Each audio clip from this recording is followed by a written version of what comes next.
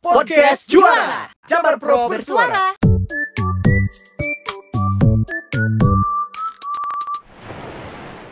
Sampurasun wargi Jabar, selamat datang kembali tentunya di Podcast Juara Jabar Pro bersuara bersama saya tentunya Yudi Reven. Wargi Jabar, bertemu, melepas rindu dan bermaaf-maafan tentunya dengan keluarga adalah salah satu yang lekat dengan Hari Idul Fitri. Namun di tahun 2021 ini tentunya sejenak kita harus menunda rencana tersebut demi keselamatan dan tentunya juga kesehatan semua, karena COVID-19 tentunya masih mengintai kita semua. Dan tentunya juga hubungi keluarga kita semua nih lewat telepon atau video call, dan menghindari mudik adalah wujud kasih sayang yang sebenar-benarnya bagi sanak saudara ataupun orang tua di masa pandemi ini. Dan tentunya juga di hari Lebaran ada juga nih salah satu dinas yang tetap siap siaga memastikan kelancaran tentunya arus transportasi, yaitu Dinas Perhubungan Provinsi Jawa Barat. Di tahun ini tentunya Dishub Jabar bertugas di 158 titik penyekatan dalam masa larangan mudik. Nah, ini merupakan ikhtiar dari pemerintah Provinsi Jawa Barat untuk menekan angka penyebaran COVID-19. Bersama saya tentunya telah hadir narasumber kita, yaitu Kepala Dinas dari Perhubungan Provinsi Jawa Barat, yaitu Pak Heri Antasari. Apa kabar, Pak? Baik, sehat? Alhamdulillah sehat. Alhamdulillah luar biasa di sela-sela kesibukan. Tadi juga pagi sudah meninjau ya Pak ya, pakai lokasi-lokasi penyekatan, dan alhamdulillah bisa bersama-sama di sini tentunya. Pak, ini mengenai penyekatan yang di Jawa Barat seperti apa sih Pak? Boleh diceritain mungkin? Ya, tapi sebelumnya satu saya luruskan dulu tadi ya. 158 titik ini bukan di Sub Jabar semua, tapi titik-titik yang titik penyekatan se-Jawa Barat. Isinya itu kepolisian, dari mulai Polres, Polsek di sana, kemudian di Sub Kota Kabupaten, Satpol PP Kota Kabupaten. Yang langsung dihadiri oleh Jawa Barat ada juga, tapi hanya 15 titik. Yang langsung dikelola oleh Jawa Barat, dan kita berkeliling sifatnya. Di luar itu kita berkeliling, monitor dan lain sebagainya begitu. Jadi lebih sifatnya kolaboratif ya Pak? Ya, betul dengan ya gitu. Dan kalau untuk titik penyekatan ini betul 158 se-Jawa Barat, paling banyak di Indonesia. Paling banyak, oke. Dari 380-an di seluruh Indonesia, 158-nya ada di Jawa Barat. Kenapa di Jawa Barat? Karena Jawa Barat ini adalah, meskipun kalau menurut penelitian tujuan mudik ini paling banyak ke Jawa Tengah 38%, ke Jawa Barat 23%, ke Jawa Timur Jawa Tengah 38%, Jawa Barat 23%, Jawa Timur 11%. Tetapi yang mau ke Jawa Tengah, Jawa Timur pasti lewat Jawa Barat gitu. Artinya semua pemudik 100% lewat Jawa Barat yang akan keluar, dan diprediksi meskipun menurut prediksi dengan adanya larangan mudik berkurang, tapi masih ada 7% yang masih akan melakukan mudik meskipun ada larangan mudik, begitu ya. Kalau 7% ini berapa ya? Kurang lebih sekitar 6-7 juta.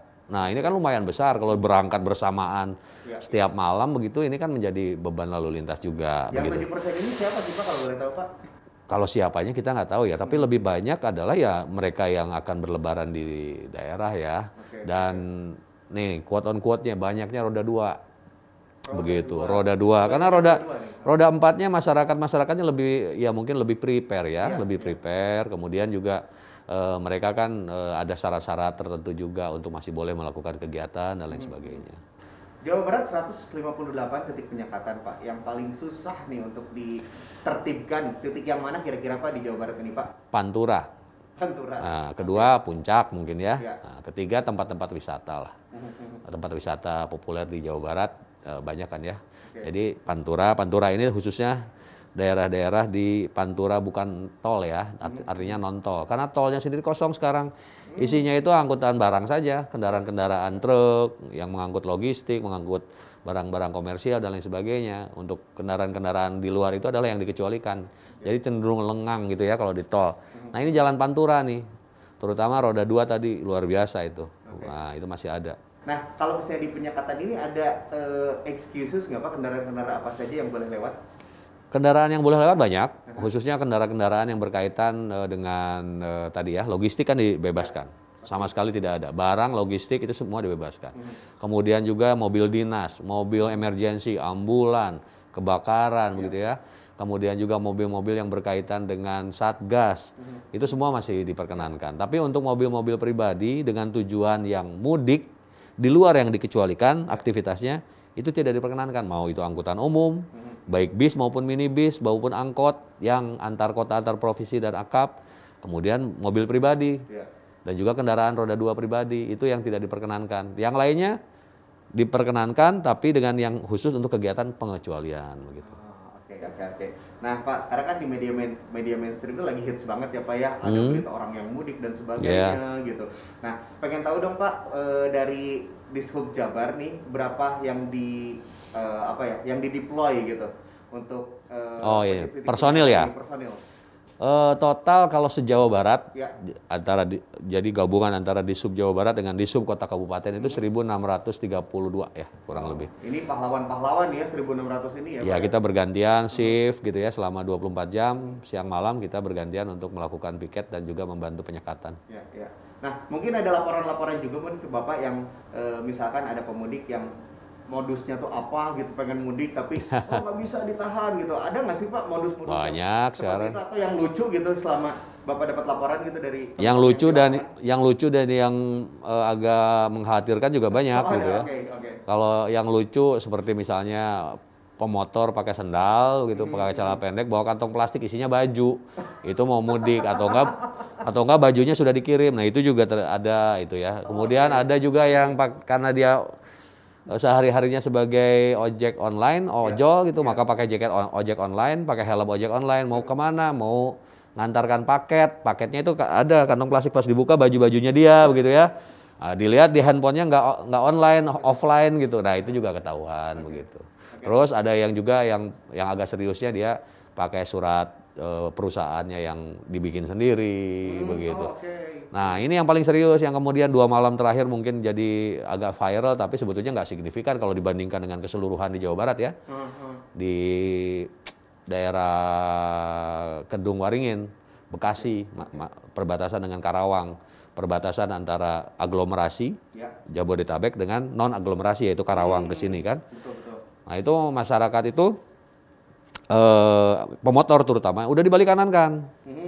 Tapi ternyata nggak kembali ke tempat asalnya. Tapi menunggu dulu 1 kilometer, 2 kilometer di sana, menunggu ramai dulu, udah 200 motor, dia kembali lagi. Tapi di jalur yang berlawanan, sehingga memblok 2 jalur. Baik jalur ke arah Jakarta maupun yang keluar Jakarta, keblok semua. Ya kita yang di lapangan nggak bisa apa-apa. 200 orang, yang jaga mungkin hanya 20-30 orang begitu ya.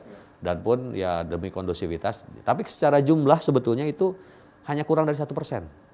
Begitu ya. Jadi 99,9%-nya masyarakat Jawa Barat itu patuh dan juga tidak melakukan mudik lah, kurang lebih begitu. Alhamdulillah, berarti sosialisasinya bagus juga nih. Ya. Ada yang lucu lagi nih. Apa tuh Pak? Mereka itu menunggu di pom bensin, menunggu di tempat-tempat minimarket dan lain sebagainya. Ketika beduk buka maghrib, petugas kan pada buka, baru mereka berangkat. Wah, secepat. Titik lengah. Titik lengah. Titik lengahnya kapan aja? Waktu Jumatan, ya, waktu buka, waktu hujan. Petugas hujan kan melipir sebagian besar kan, sebagian melipir kan, pinggir. Baru lewat itu semua hujan-hujanan. Nah, kayak gitu-gitu adalah terjadi. Tapi nggak signifikan lah. Dan kebanyakan memang di Pantura. Kebanyakan di Pantura. Untuk jalur tengah, jalur selatan cenderung kosong. Nagrek yang biasanya setiap Lebaran sebelum pandemi kan ramai, macet, kosong Pak. Bisa dilihat juga di belakangnya Pak. Iya. Dilihat Ini kan semua ini lenggang semua nih. Biasanya kalau waktu Lebaran gini udah macet. Kalaupun ada yang macet paling Cibadak karena pasar ya seperti biasa, angkot nih. Cibadak kan pasar. Begitu ya. Ini lenggang juga nih Pak. Ini kosong nih, paling ini perempatan ya. Kadipaten karena perempatan aja tuh. Ini Ciawi. Nah, kalau misalnya ada yang wargi Jabar yang kekeh buat mudik nih, kira-kira apa sih sanksinya Pak? Yang pertama, nah ini ya, tadi juga Pak Gubernur menyampaikan kepada pers bahwa yang nerobos tadi malam atau 2 malam yang lalu jangan senang dulu gitu ya. Udah sedikit jangan senang dulu. Di Subang ada lagi, nanti dibalikin lagi, nanti di Indramayu ada lagi, dibalikin lagi gitu kan. Terus berlapis, kan ada 158 tadi. Dia lari ke jalan yang lain, nanti ada lagi di sana dan lain sebagainya. Itu yang pertama. Yang kedua, nanti di daerahnya Babinsa, Babin Kandimas, RW, RT, kelurahan akan menahan mereka untuk di karantina selama 5 hari. Jadi bukannya ketemu keluarga kalau pun di kampung, di karantina di tempat yang mungkin kurang nyaman ya. Gitu. Udah mah datang dengan susah payah. Iya, malah di karantina di daerahnya. 5 hari, waktunya habis, harus kembali lagi ke tempat kerja. Udah habis itu. Kurang lebih demikian. Jadi ya itu yang apa dinamikanya begitu ya. Oke, nah mungkin di sini juga ada wargi Jabar yang belum paham betul tentang aglomerasi, Pak. Boleh dijelasin mungkin sama wargi Jabar nih, Pak? Baik, aglomerasi ini keputusan yang diambil oleh pusat, tahun lalu nggak ada. Tahun lalu nggak ada, sama, dianggap sama. Aglomerasi ini sebetulnya karena ada kesatuan aktivitas perkotaan dari beberapa kota kabupaten lah gitu ya. Sehingga disatukan kebijakannya. Dianggap sebagai satu kota, dianggap sebagai satu kabupaten. Padahal di dalamnya ada 4 kota kabupaten. Nah, jadi kebijakannya sama. Nah, karena aglomerasi maka ada beberapa pengecualian lah, tapi sebetulnya prinsipnya tetap sama. Tetap dilarang mudik, tetap dilarang wisata, kecuali kegiatan yang dikecualikan tadi. Bekerja, dinas, emergensi kesehatan, itu yang dikecualikan. Di luar itu kita himbau dan malah Satgas Pusat sudah menyampaikan mudik dimanapun, ya aglomerasi, di luar aglomerasi tidak diperkenankan. Wisata dihimbau untuk tidak dilakukan begitu. Karena kan sekarang media, pemerintah nggak pernah membuat statement adanya mudik lokal.